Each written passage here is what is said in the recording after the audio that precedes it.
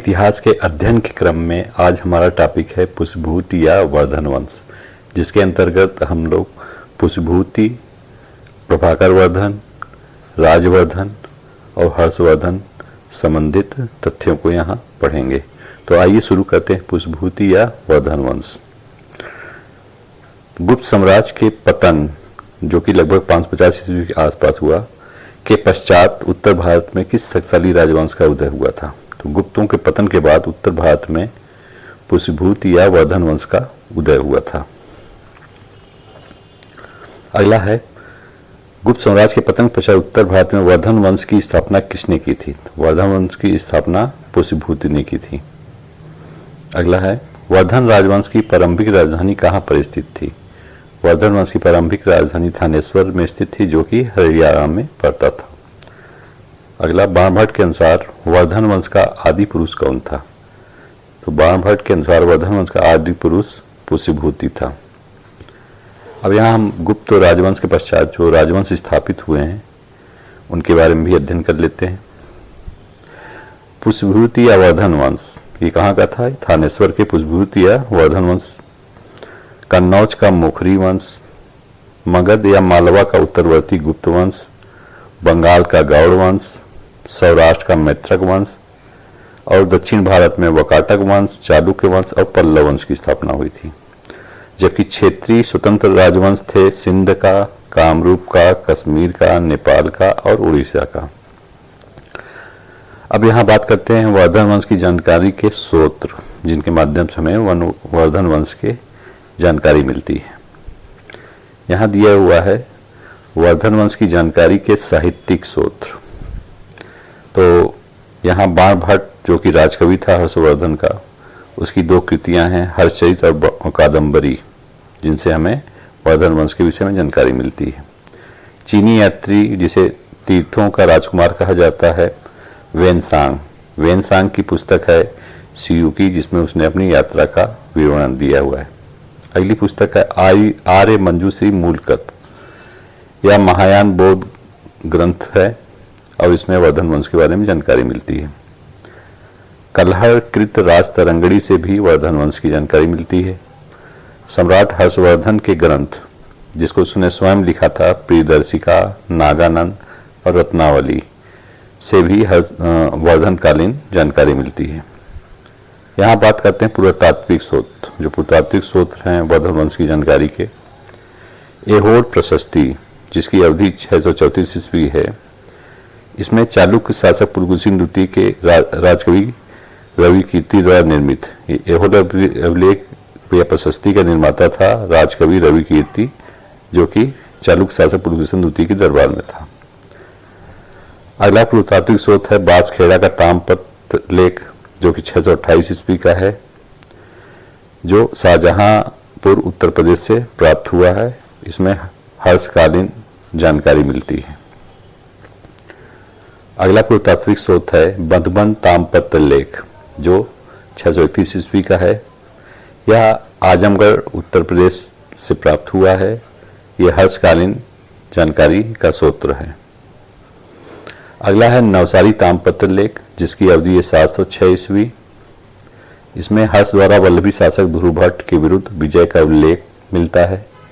इसमें हर्ष को परमेश्वर कहा गया है। हर्ष को क्या कहा गया? परमेश्वर। क्वेश्चन पूछ सकता है, हर्ष को परमेश्वर उपाधि किस लेख में दी गई? तो नवसारी ताम्रपत्र लेख में दिया गया है। अगला है पुरातात्विक स्रोत नालंदा से प्राप्त मिट्टी की मोहरें। इसमें महाराज राजवर्धन प्रथम से हर्षवर्धन तक की वंशावली की जानकारी मिलती है। अगला है सोनपत से प्राप्त ताम्र मोहरें। इसमें हर्ष का पूरा नाम हर्षवर्धन मिलता है और शिव पार्वती नंदी का अंकन मिलता है।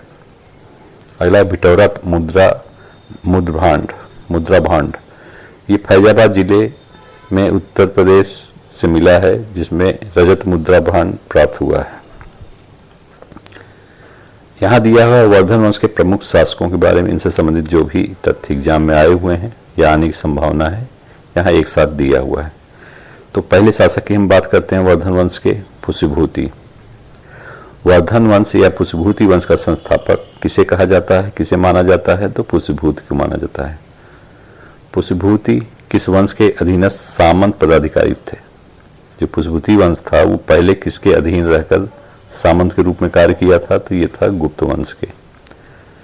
अगला है, पुष्यभूति किस शिव संत से प्रभावित थे? किस शैव संत से प्रभावित थे? तो पुष्यभूति भैरवाचार्य से प्रभावित थे।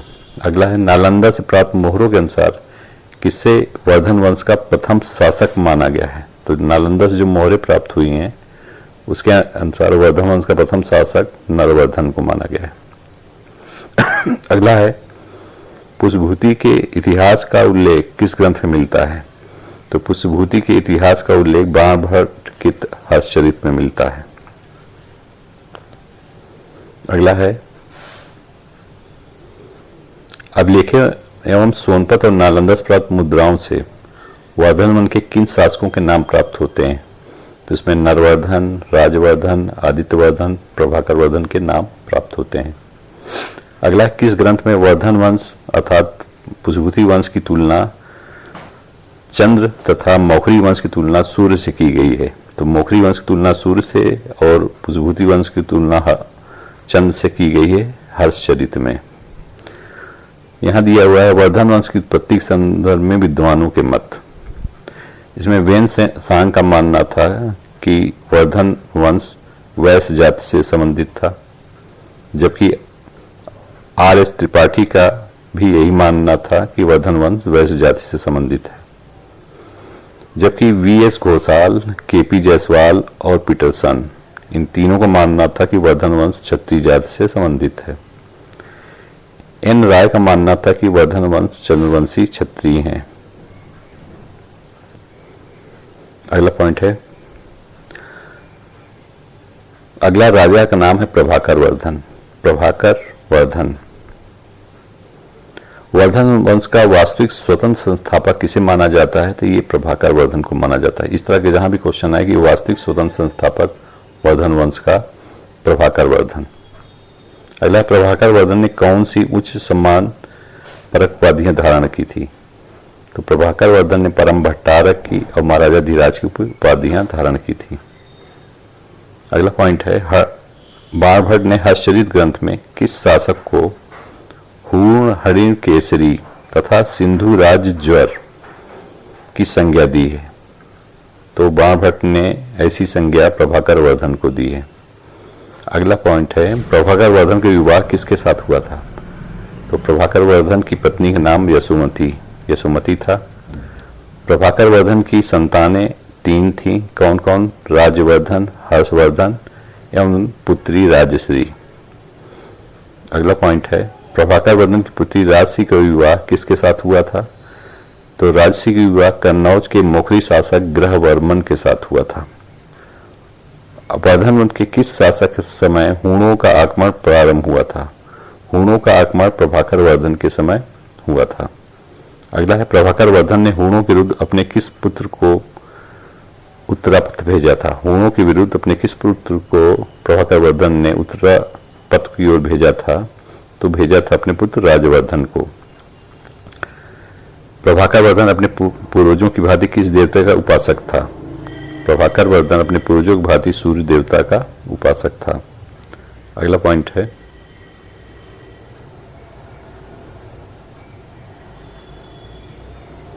प्रभाकर वर्धन के प्रसिद्ध राजवेद का क्या नाम था? तो प्रभाकर वर्धन के प्रसिद्ध राजवेद का नाम रसायन तथा सुसैन था।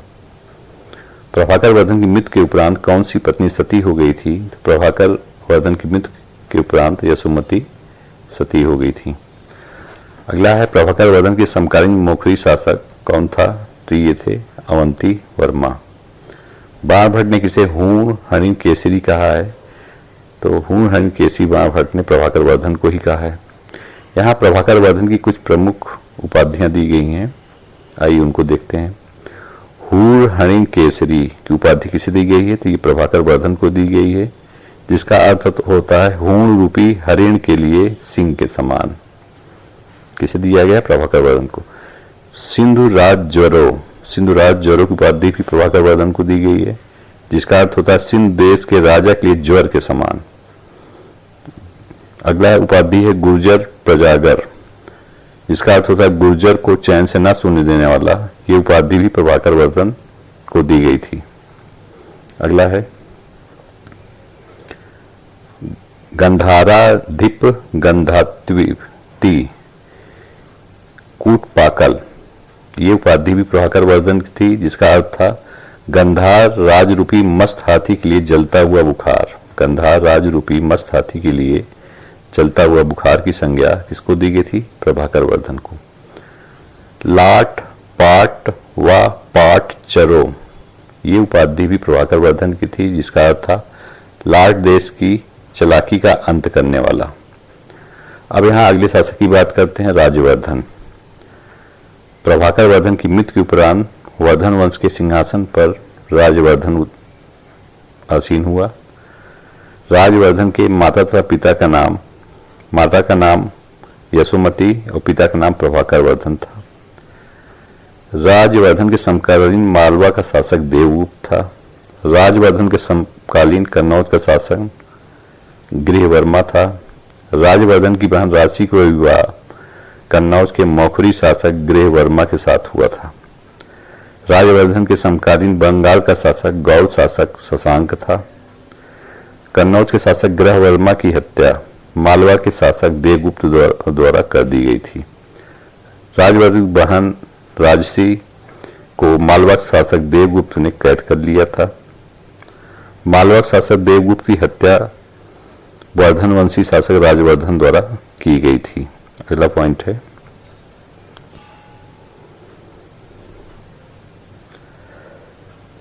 अगला, किस अभिलेख में राजवर्धन को परम सौगात अर्थात बौद्ध धर्म का अनुयायी कहा गया है? तो राजवर्धन को परम सौगात कहा गया है मधुबन व पासखेड़ा दान लेख में। अगले सम्राट की बात करते हैं, हर्षवर्धन। हर्षवर्धन का राज्यकाल है 606 से लेकर 647 ईस्वी तक। राजवर्धन के पश्चात वर्धन वंश के सिंहासन पर हर्षवर्धन बैठा। हर्षवर्धन के माता का नाम यशोमती और पिता का नाम प्रभाकर वर्धन था। हर्षवर्धन का जन्म 590 ईस्वी में हुआ था। हर्षवर्धन 16 वर्ष की आयु में शासक बना था। हर्षवर्धन की प्रारंभिक राजधानी थानेश्वर जो कि हरियाणा में थी। गुप्त साम्राज्य के पतन के उपरांत उत्तर भारत में विशाल साम्राज्य की स्थापना हर्षवर्धन के नेतृत्व में ही हुई थी। अगला पॉइंट देखते हैं। अगला है हर्षवर्धन के राजरोहण की तिथि क्या है? तो हर्षवर्धन के राजरोहण की तिथि 606 ईस्वी है।